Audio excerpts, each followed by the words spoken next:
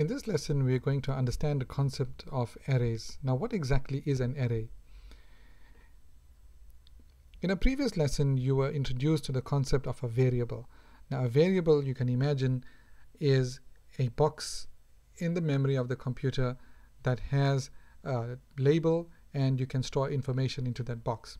Now, an array is similar to a variable.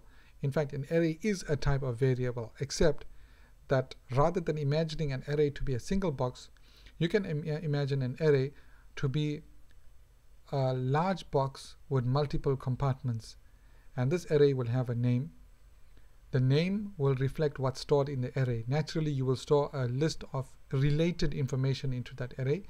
Now, for example, this array will be called student marks.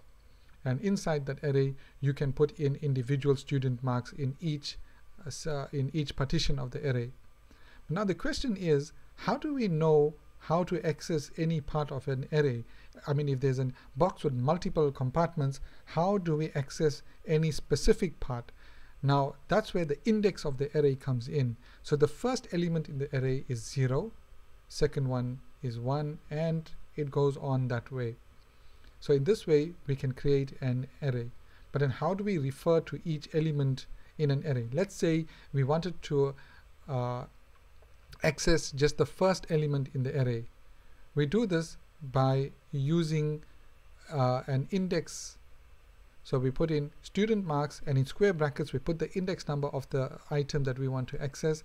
In this case, we want to access the first element in the array, which is ringed with the circle, with the red circle, and hence we're going to use student marks 0. If we wanted to access the last element in the array, we'd simply call student marks 5.